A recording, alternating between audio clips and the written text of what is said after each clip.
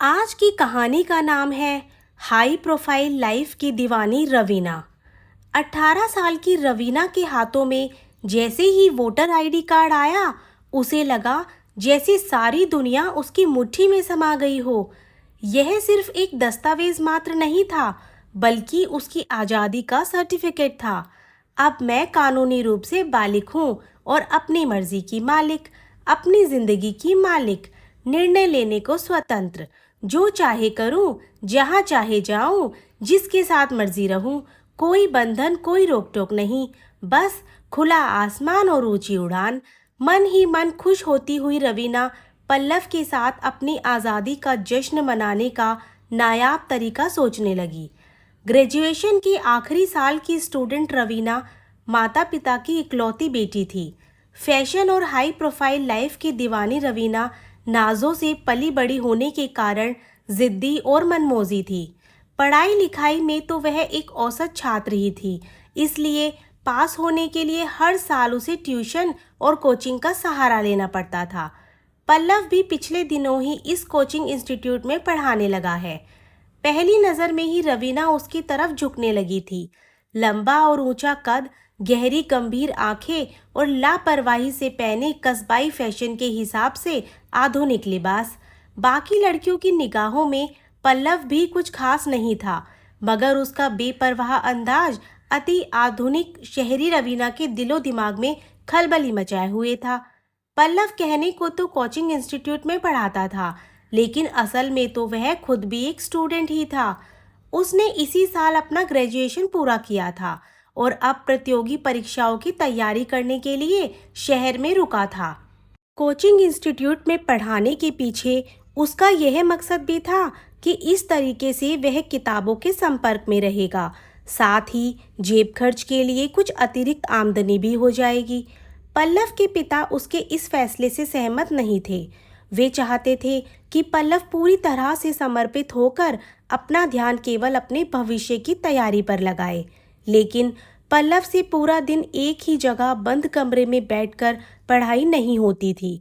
इसलिए उसने अपने पिता की इच्छा के खिलाफ पढ़ने के साथ साथ पढ़ाने का विकल्प चुना और इस तरह से रवीना के संपर्क में आया। दो विपरीत ध्रुव एक दूसरे को आकर्षित करते हैं। इस सर्वमान्य नियम से भला पल्लव कैसे अछूता रह सकता था। धीरे धीरे वह भी खुद के प्रति रवीना के आकर्षण को महसूस करने लगा था, मगर एक तो उसका संकोची स्वभाव, दूसरे सामाजिक स्तर पर कमतरी का एहसास उसे दोस्ती के लिए आमंत्रित करती रवीना के मुस्कान के निमंत्रण को स्वीकार नहीं करने दे रहा था।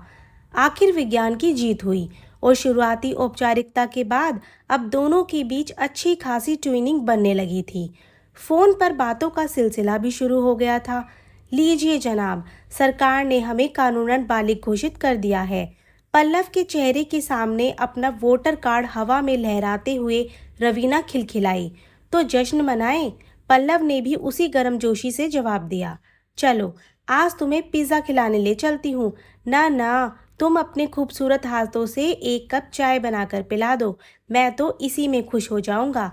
पल्लव ने रवीना के चेहरे पर शरारत करते बालों की लट को उसके कानों के पीछे ले जाते हुए कहा। रवीना उसका प्रस्ताव सुनकर हैरान थी। चाय? मगर कैसे, कहाँ? रवीना ने पूछा। मेरे रूम पर, और कहाँ? पल्लव ने उसे आश्चर्य से बाहर निकाला। रवीना राजी हो गई। रवीना ने मुस्कुरा कर स्कूटर स्टार्ट करते हुए पल्लव को पीछे बैठने के लिए आमंत्रित किया। यह पहला मौका था जब पल्लव उससे इतना सट कर बैठा था। कुछ ही मिनटों के बाद दोनों पल्लव के रूम पर थे। जैसा कि आम पढ़ने वाले युवाओं का होता है, पल्लव के कमरे में भी सामान के नाम पर एक पलंग, टेबल कुर्सी और रसोई का सामान था। रवीना अपने बैठने के लिए जगह तलाश कर रही थी कि पल्लव ने उसे पलंग पर बैठने का इशारा किया। रवीना सकुचाते हुए बैठ गई। पल्लव भी वहीं उसके पास आ बैठा। एकांत में दो युवा दिल एक दूसरे को धड़कने महसूस करने लगे और कुछ ही पलों में दोनों के रिश्ते ने एक लंबा फासला तय कर लिया। दोनों के बीच बहुत सी औपचारिकताओं के किले ढह गए। एक बार ढहे तो फिर बार बार ये वर्जनाएं टूटने लगी। कहते हैं कि इश्क और मुश्क छिपाए नहीं छिपते, दोनों की नज़दीकियों की भनक जब रवीना के घर वालों को लगी तो उसे लाइन हाजिर किया गया। मैं पल्लव से प्यार करती हूँ। रवीना ने बेझिझक स्वीकार किया। बेटी की मुंहजोरी पर पिता आग बबूला हो गए। यह उम्र समझी तुम? पापा ने उसे लताड़ दिया। मैं बालिग हूँ, अपने फैसले खुद लेने का अधिकार है मुझे। रवीना बगावत पर उतर आई थी। इसी दौरान बीच बचाव करने के लिए माँ उनके बीच आ खड़ी हुई। कल से इसका कॉलेज और इंस्टीट्यूट दोनों जगह जाना बंद। पिता ने उसकी माँ की तरफ मुखातिब होते हुए कहा तो रवीना पाँव पटकते हुए अपने कमरे की तरफ चल दी। थोड़ी ही देर में कपड़ों से भरा सूटकेस हाथ में लिए वह खड़ी थी। मैं पल्लव के साथ रहने जा रही हूँ। रवीना के इस ऐलान ने घर में सबके होश उड़ा दिए। तुम बिना शादी किए एक पराये मर्द के साथ रहोगी? क्यों समाज में हमारी नाक कटवाने पर तुली हो? इस बार माँ उसके खिलाफ हो गई। हम दोनों बालिग हैं। अब तो कोर्ट ने भी इस बात की इजाज़त दे दी है कि दो बालिग लिव इन में रह सकते हैं, उम्र चाहे जो भी हो। रवीना ने माँ के विरोध को चुनौती दी। कोर्ट अपने फैसले नियम कानून और सबूतों के आधार पर देता है। सामाजिक व्यवस्थाएं इन सबसे बिल्कुल अलग होती है। कानून और समाज के नियम सर्वदा भिन्न होते हैं। पापा ने उसे समझाने की कोशिश की, मगर रवीना के कान तो पल्लव के नाम के अलावा कुछ और सुनने को तैयार ही नहीं थे। उसे अब अपने और पल्लव के बीच कोई भी बाधा स्वीकार नहीं थी। वह बिना पीछे मुड़कर देखे अपने घर की दहलीज लांघ गई। यूं अचानक रवीना को सामान सहित अपने सामने देखकर पल्लव अचकचा गया। रवीना ने एक ही सांस में उसे पूरे घटनाक्रम का ब्यौरा दे दिया। कोई बात नहीं, अब तुम मेरे पास आ गई हो ना, पुराना सब बातें भूल जाओ और मिलन का जश्न मनाओ। कमरा बंद करके पल्लव ने उसे अपने पास खींच लिया और कुछ ही देर में हमेशा की तरह उनके बीच रही सही सारी दूरियां भी मिट गई। रवीना ने एक बार फिर अपना सब कुछ पल्लव को समर्पित कर दिया। 2-4 दिन में ही पल्लव के मकान मालिक को भी सारी हकीकत पता चल गई कि पल्लव अपने साथ किसी लड़की को रखे हुए हैं। उसने पल्लव को धमकाते हुए कमरा खाली करने का अल्टीमेटम दे दिया। समाज की तरफ से उनका यह पहला प्रहार था, मगर उन्होंने हार नहीं मानी। कमरा खाली करके दोनों एक सस्ते होटल में आ गए। कुछ दिन तो सोने के दिन और चांदी की रातें गुजरी, मगर साल बीतते बीतते ही उनके इश्क का इंद्रधनुष फीका पड़ने लगा। प्यार से पेट नहीं भरता, इस कहावत का मतलब पल्लव अच्छी तरह समझने लगा था। समाज में बदनामी होने के कारण पल्लव की कोचिंग छूट गई और अब आमदनी का कोई दूसरा जरिया भी उनके पास नहीं था। पल्लव के पास प्रतियोगी परीक्षाओं का शुल्क भरने तक के पैसे नहीं बच पा रहे थे। उसने वह होटल भी छोड़ दिया और अब रवीना को लेकर बहुत ही निम्न स्तर के मोहल्ले में रहने आ गया। एक तरफ जहां पल्लव को रवीना के साथ अपना भविष्य अंधकार में नजर आने लगा था, तो दूसरी तरफ रवीना को अब पल्लव में ही अपना भविष्य तलाशने लगी थी। वह इस लिव इन को स्थायी संबंध में परिवर्तित करना चाहती थी और पल्लव से शादी करना चाहती थी।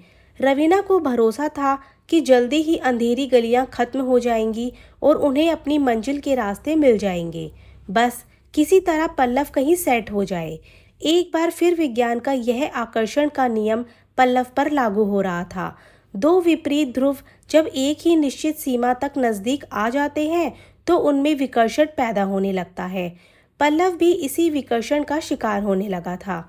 हालातों के सामने घुटने टेकता वह अपने पिता के सामने रो पड़ा, तो उन्होंने रवीना से अलग होने की शर्त पर उसकी मदद करना स्वीकार कर लिया। मरता क्या ना करता, पिता की शर्त के अनुसार उसने फिर से कोचिंग जाना शुरू कर दिया और वहीं हॉस्टल में रहने लगा, मगर इस बार कोचिंग में पढ़ाने नहीं बल्कि स्वयं पढ़ने के लिए। रवीना के लिए यह किसी बड़े झटके से कम नहीं था। वह अपने आप को ठगा सा महसूस करने लगी, मगर दोष दे भी तो किसे, यह तो उसका अपना फैसला था। पल्लव के जाने के बाद वह अकेली ही उस मोहल्ले में रहने लगी। इतना सब होने के बाद भी उसे पल्लव का इंतज़ार था। वह भी उसके बैंक परीक्षा के रिजल्ट का इंतज़ार कर रही थी। एक बार पल्लव का सिलेक्शन हो जाए तो फिर सब ठीक हो जाएगा, हमारा दम तोड़ता रिश्ता फिर से जी उठेगा। इसी उम्मीद पर वह हर चोट सहती जा रही थी। आखिर रिजल्ट भी आ गया। पल्लव की मेहनत रंग लाई। और उसका बैंक परीक्षा में चयन हो गया। रवीना यह खुशी उत्सव की तरह मनाना चाहती थी। वह दिन भर तैयार होकर उसका इंतजार करती रही, मगर वह नहीं आया। रवीना पल्लव को फोन पर फोन लगाती रही, मगर उसने फोन भी नहीं उठाया। आखिर रवीना उसके हॉस्टल जा पहुंची। वहां जाकर पता चला कि पल्लव तो सुबह रिजल्ट आते ही अपने घर चला गया। रवीना बिल्कुल निराश हो गई। क्या करे, कहाँ जाए? वर्तमान तो खराब हुआ ही, भविष्य भी अंधकार में हो गया। आसमान तो हासिल नहीं हुआ, पाँव के नीचे की जमीन भी अपनी नहीं रही। पल्लव का प्रेम तो मिला नहीं, माता पिता का स्नेह भी वह छोड़ आई। काश उसने अपने आप को कुछ समय सोचने के लिए दिया होता, मगर अब क्या हो सकता है। पीछे लौटने के सारे रास्ते तो वह खुद ही बंद करके आई थी। रवीना बुरी तरह से हताश हो गई।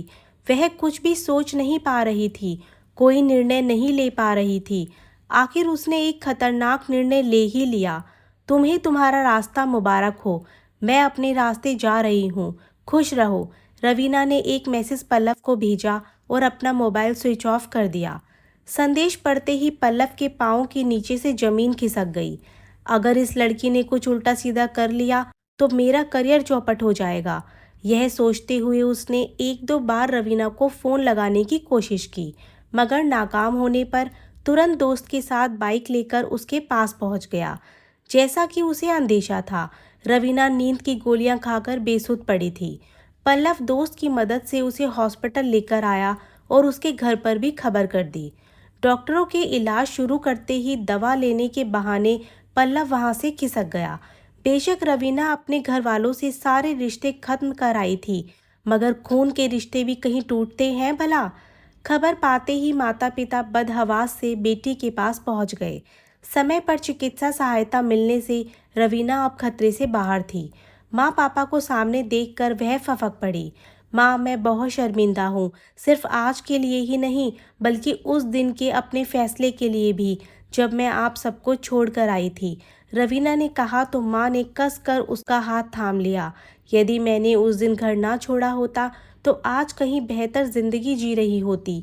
मेरा वर्तमान और भविष्य दोनों ही सुनहरे होते। मैंने स्वतंत्र होने में बहुत जल्दीबाजी की। मैं तो आप लोगों से माफ़ी मांगने के लायक भी नहीं हूँ। रवीना फफक पड़ी। तुम घर लौट आओ, चलो अपने आप को वक्त दो और फिर से अपने फैसले का मूल्यांकन करो। जिंदगी किसी एक मोड़ पर रुकने का नाम नहीं, बल्कि यह तो एक सतत प्रवाह है। इसके साथ बहने वाले ही अपनी मंजिल को पाते हैं, पापा ने उसे समझाया। हाँ, किसी एक जगह अटके रहने का नाम जिंदगी नहीं है, यह तो अनवरत बहती रहने वाली नदी है। तुम भी इसके बहाव में खुद को छोड़ दो और एक बार फिर से मुकाम बनाने की कोशिश करो। हम सब तुम्हारे साथ हैं। माँ ने उसका हाथ अपने हाथ में लेते हुए कहा। मन ही मन अपने फैसले से सबक लेने का दृढ़ संकल्प करते हुए रवीना मुस्कुरा दी। अब उसे स्वतंत्रता स्वच्छंदता में फ़र्क साफ साफ नज़र आ रहा था। दोस्तों, आपको आज की कहानी कैसी लगी हमें कमेंट बॉक्स में ज़रूर बताएं और अच्छी प्यारी कहानी के लिए हमारे चैनल को सब्सक्राइब करें। Thank you.